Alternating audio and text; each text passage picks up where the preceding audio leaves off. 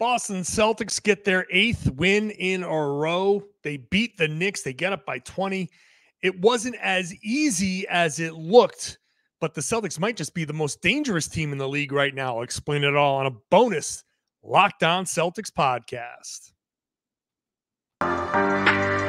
Be ever ready. Recognize the city of champs. Boston, baby, we do what you can't. Locked on number 18, Tatum and Brown, J-team, step back. We gon' wet that and slay teams. Of course the Celtics, who else could it be? Screaming like KG with the Larry O.B. Karalis above average, assessing the team status. Best daily pod, no cap salary matching. Clutch like Bird the DJ, keep John on replay. Prime time, dapping up the truth on the sideline. Raining J's, how it started, raising banners, how we finished. Locked on Celtics pod, home of the winners. B. Hey there, welcome back to the Locked On Celtics podcast, right here in the Locked On Podcast Network, where it's your team every day, and I got you covered every day, Monday through Friday, plus bonus podcasts when they play here on the weekends. Even when we have a little bit of a unique situation, this is a YouTube-only podcast. So, I mean, if you regularly listen to the shows on YouTube, then you don't know the difference, but people who might be coming over here because I've said before, this is going to be a YouTube only. There's some audio things. We're migrating to a new platform, blah, blah, blah, blah, blah. Bonus podcast today only on YouTube. So I hope you are enjoying this or will enjoy this when I actually talk about the Celtics. So subscribe wherever you get your podcasts and all that good stuff. I'm John Karalis. I used to play a long time ago. Now I cover the Celtics for Boston Sports Journal. I am here in New York City for the Boston Celtics win, a 14-point win over the New York Knicks. However, they close Madison Square Garden. It's so funny. In the city that never sleeps, the one thing that closes at 1:30 in the morning is Madison Square Garden. I work until all hours of the night in every other arena in the NBA, but Madison Square Garden shuts down, and I had to leave. So I'm podcasting from my hotel room here in New York City. So just a weird little thing. Like it's 2:45 in the morning as I record this. I can finish this, post this, and still go out to get a drink if I wanted. I won't, but I could. But I cannot podcast from Madison Square Garden. It's a weird little quirk in New York. All right, whatever.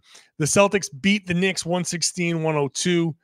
And look, there are a lot of different little elements to talk about, but let me just start with my biggest overall big picture takeaway. The thing that impressed me most about the Celtics win is how they did it in such different ways throughout the course of the game, right? Like Jaylen Brown scores 20. They start off the game on a lot of attacking the rim, drive and kick, and drive, kick, swing, ball movement, generating good looks at three-pointers. Drew Holiday getting good looks in the corner. And then they've got Jaylen going pretty good. So he starts getting some isolation opportunities, and he's like out dueling Jalen Brunson. And then in the third quarter, it's just a 3-point barrage. They run a lot of pick and roll, pick and pop.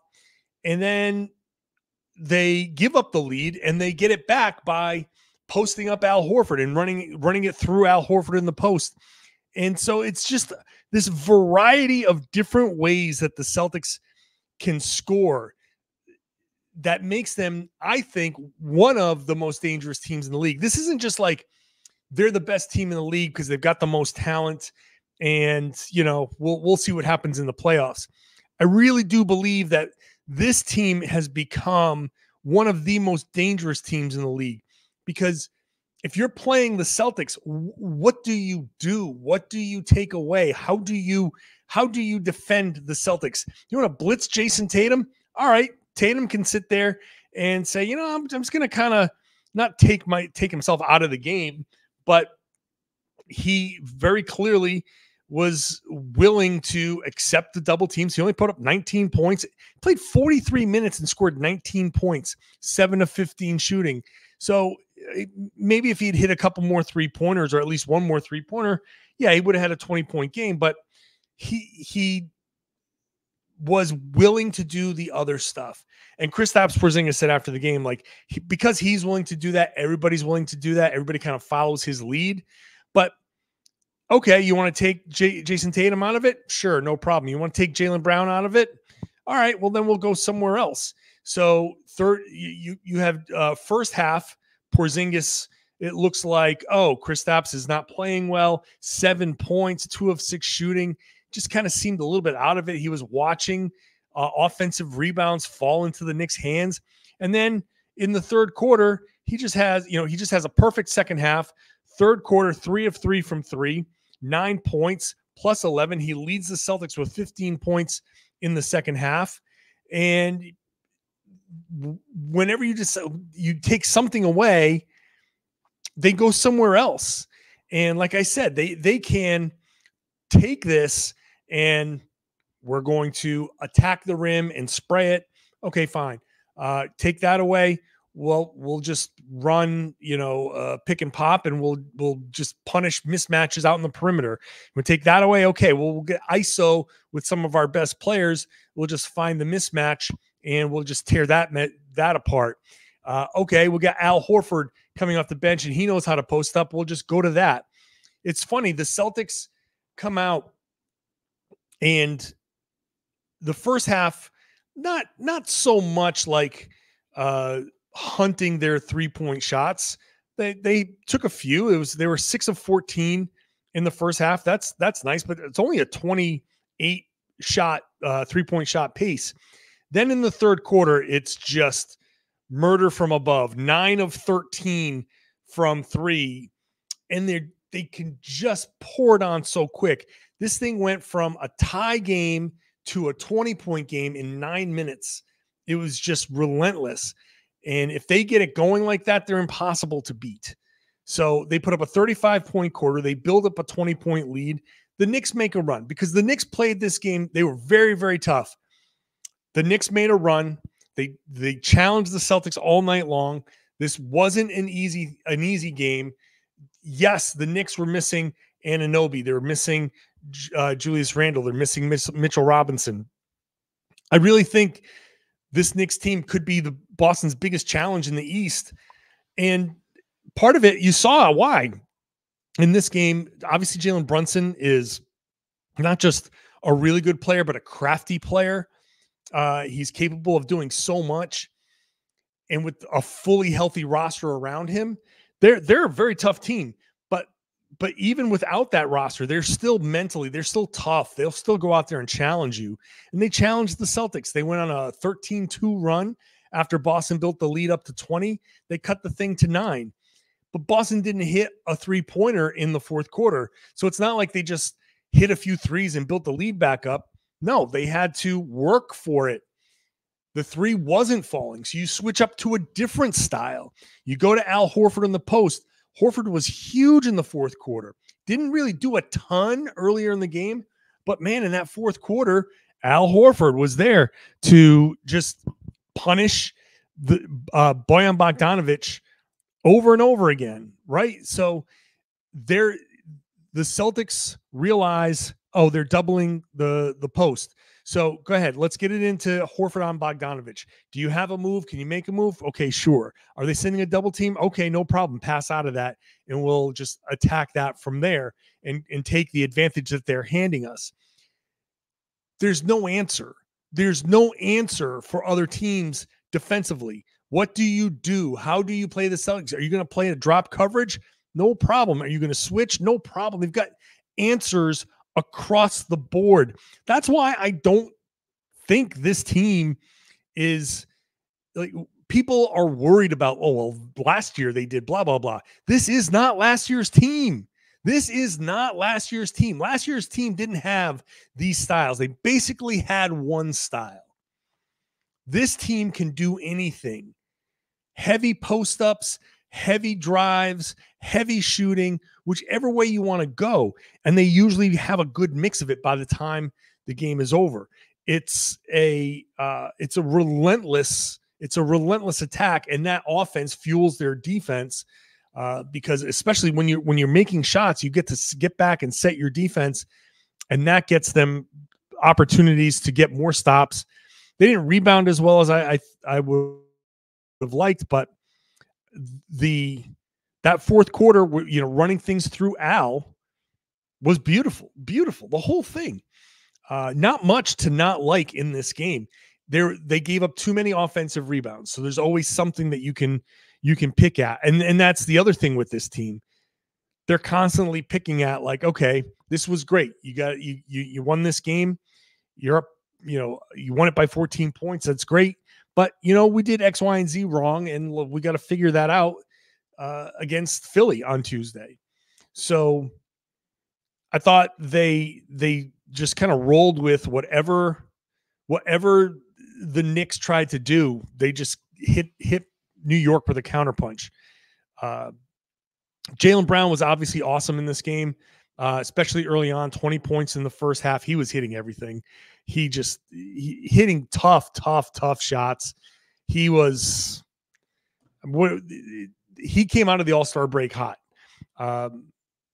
Porzingis didn't, but he woke up in the second half. Tatum, like I said, was willing to do a lot of other stuff. He played the entire second quarter. He played the entire third quarter, and he started the fourth quarter. He played all but a minute and 9 seconds of the second half. Now, with a couple of days off, he, playing 43 minutes and change, not a big deal. I would not be shocked if he, had a sore ankle, quote unquote, on Tuesday. I know that he always wants to play, but just if the Celtics can convince him to take that day off, you got 2 days off. Because he's got 2 days off, I doubt he's going to play. I doubt he's going to miss the game, but that would be a nice little break for him right there. Another little break. They got Sunday, Monday off. They play Tuesday, Wednesday, Thursday is off, and then they play on Friday at Dallas. So they got a lot of opportunity here to get guys some rest. So who knows how they do this, but in the podcast earlier last week, I talked about finding the opportunity to get appropriate rest. Having Tatum miss one game and still giving him another 5 days off would be like phenomenal. However they want to do it, I think that's a great opportunity against a Sixers team, obviously with no Embiid. Now they'll obviously be it's a TNT game, so I don't know if there's if it's going to be an issue, but still, the Celtics have a lot of opportunities there to get guys rest. Everybody made a contribution in this game. Holiday was great. He had another couple more corner 3-pointers. You cannot leave him open in the corners. But again, working out of the post, he had 6 assists. Derek White had 6 assists. Derek White made a comment during the game that no one works the baseline quite like Derek White. He's one of the best in the NBA. He finds himself along the baseline a lot, and that he can relocate and get himself into these open spots where he's just able to sneak in and get these layups. I tell you what, if Robert Williams had Derek White's ability to work that baseline, he would have been a much better scorer. But regardless, that's an old reference from last year where I just don't feel like Robert Williams knew how to work the baseline. Al Horford's really good at it, but Derek White's amazing at that. 2 straight games where he's kind of scored a couple of baskets, just relocating along the baseline and laying it in. He's so smart. He's so good. Porzingis after the game was asked about Derek White, and he just started smiling. He's like, he's just so good. He's just really good, man. So he had another great game for him. Just going down the box score. Sam Hauser hit a couple of shots. It was Peyton Pritchard, another couple of offensive rebounds, finding his way into offensive rebounds. It's like this Celtics team is just so damn impressive that it comes off as gushing, but I'm just impressed. I'm impressed with how well they play. So a solid win here against the Knicks, just a really good performance. Like I said, their ability to switch in the middle of how they play, whatever the game demands, the fact that they can do that so easily is amazing to me. And they now have an 8-game lead with 25 games to play.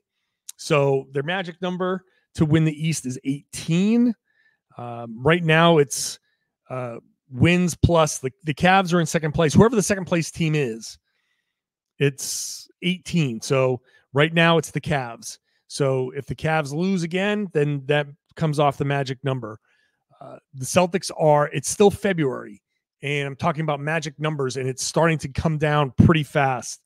So the East is basically a foregone conclusion at this point. 8 games is going to be so difficult to make up because with 25 games left, you need the Celtics to go, what's that? They need to lose 8. So they would have to win, what's that? 17 and 8, 17 and 8 the rest of the way. Where are 8 losses on this Celtics schedule? And beyond that, if it's Cleveland, it's not even 8 because that's a tie. It's the Celtics own the tiebreaker. So it's really, they need to go 16 and 9 the rest of the way. Seems pretty unlikely that the Celtics lose 9 more games. So the Celtics have a little bit of pad. They can still lose 6, 7, 8 games and be in position to win the East. The bigger magic number, I'll have to figure it out, will be for the overall top seed and home court in the NBA Finals. But even that, they're starting to separate themselves a little bit in that regard as well. In fact, let me just pull up the standings real quick because that's important. Not like the Celtics can't win on the road. They are very good on the road. In fact, Sean Grandy tweeted out a stat the other day. I don't have it in front of me. It just popped into my head. But the Celtics are they have 56 wins, I believe, in their last 82 games or somewhere in that range. Their last 82 games on the road. They have an amazing record. Just whatever 82 games. If a team sign a team up for 55, 56 wins out of 82, they'll take it every time. And that's just the Boston Celtics road record. So they can win on the road if they have to. So I'm not worried about that. But the Celtics lead over Minnesota is 5 games.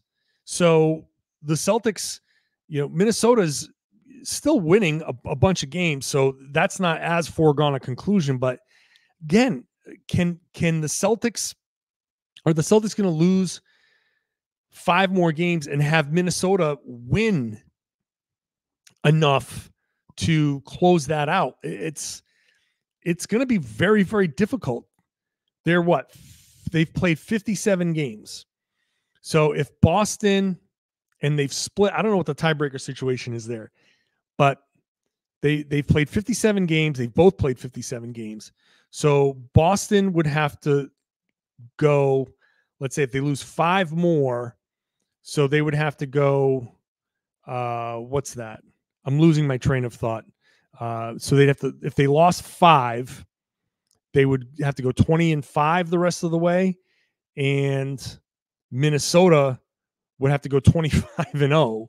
So that's not going to happen. So the Celtics are pretty close to even wrapping up the best record in the league. So that's even going to happen, I think, soon. Celtics are rolling, man. They are rolling, and I appreciate the level at which they're playing. I'll just wrap it up by saying this: nothing that the Celtics have shown me makes me worried about anything this postseason.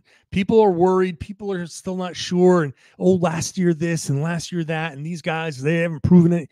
Look, this year's team is different. This year's team is different. This year's team is different. Porzingis, Holiday, White, those guys make things different. Horford off the bench makes things different. It's just a different team. So I think they're right where they're supposed to be.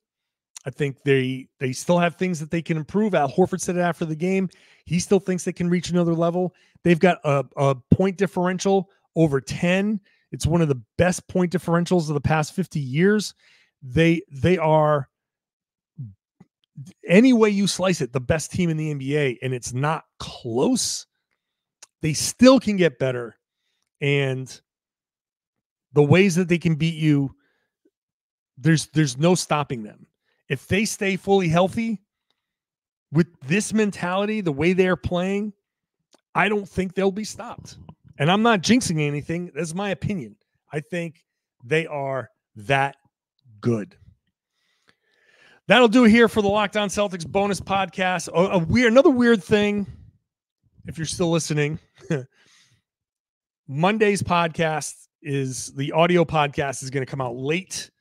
So I'll tweet this out, but just so everybody knows, because of this migration, the Monday podcast will post not like at midnight like it normally does. So it's there for you in the morning. It'll post later in the day, like around noon. Nothing I can do about that. YouTube will post at its normal time, but this is part of, it's a one-time thing with this migration. So make sure you're subscribed wherever you get your podcasts. You'll see it when it drops, and make sure that you are subscribed on the YouTube page. Get into that comment section. Let me know what you think. Become an everydayer and share the podcast. Spread the word. Tell everybody they should be listening to and watching the Locked On Celtics podcast right here in the Locked On Podcast Network. It's your team every day.